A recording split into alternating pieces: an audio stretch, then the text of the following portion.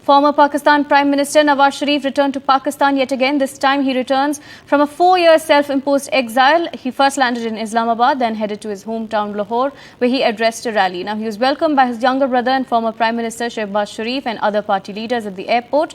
His party, PML, is hoping that Sharif's return to Pakistan will boost the fortunes of the party in the elections that are slated for January next year. Now, Pakistan, remember, is facing a security, economic and political crisis ahead of the polls. Sharif, in his rally, in fact, promised that he's going to be alleviating unemployment in Pakistan.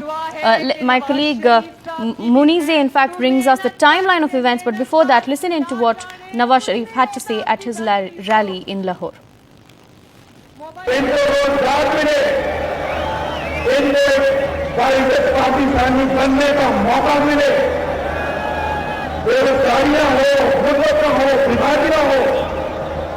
Bharat में ये नवाज शरीफ चाहते हैं, ये नवाज शरीफ चाहते हैं। और मेरी दुआ है अल्लाह ताला मेरे दिल के अंदर कभी भी कोई इंतकाम का जज्बा न लेके आना। मैं इस कौम की बेहतर करना चाहता हूँ। मैंने पहले भी दिए, अल्लाह पाक उन्हीं को और भी ज्यादा। The first sign that elections are going to take place in Pakistan is that Mia Mohammad Nawaz Sharif is returning to Pakistan and has returned to Pakistan. The Election Commission of Pakistan has said that elections will be held in January but has shied away from announcing a date. Mia Mohammad Nawaz Sharif's own feelings about this is that it is actually the responsibility of the Election Commission of Pakistan to announce a date.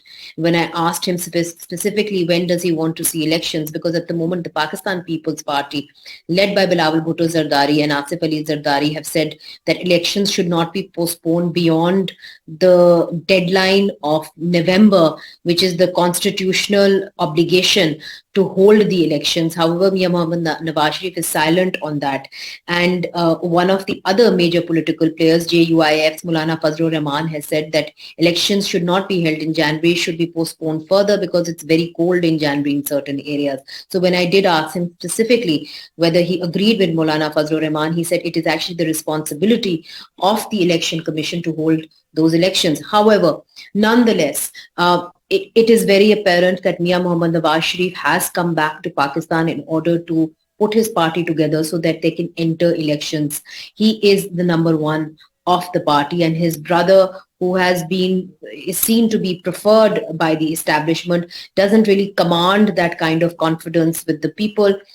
Mia Nawaz Sharif is the person who can draw crowds. He's the one who can campaign. It's certainly not his brother, and his daughter at the moment still has some time to go. So it was very important to put the party together, and also to for Mia Mohammad Nawaz Sharif to come back. The political significance which you asked is that whether the political space will open up for other political parties, for other players in Pakistan. On the one hand, we are looking at the PTI, where the caretaker government, which is a very weak caretaker government, and it's actually the military moving behind them, that they have clamped down on all kind of voices of dissent.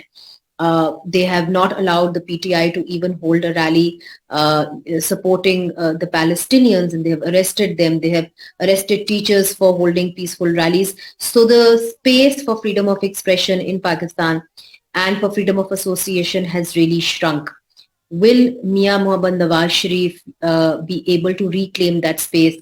That is what will be important to see. And secondly, in the last few years, Pakistan has been through this formula called the hybrid regime, which really means that civilians hold some power, but also the military has a large stake in how the government, the foreign policy is run. That we have seen with Shahid Khaqan Abbasi, who was made Prime Minister after Mia Mohammad Nawaz Sharif was ousted and was could not hold the position of Prime Minister after he was disqualified by the Supreme Court. And then it continued with Imran Khan and with Shehbaz Sharif, where all three Prime Ministers shared space with the establishment. But since Mia Mohammad Nawaz Sharif is considered to be a Democrat, is considered to be somebody who's in the past fought for civilian supremacy, the real challenge for him will be whether he can roll back the concept of the hybrid regime and bring in more space for political discourse and also civilian supremacy.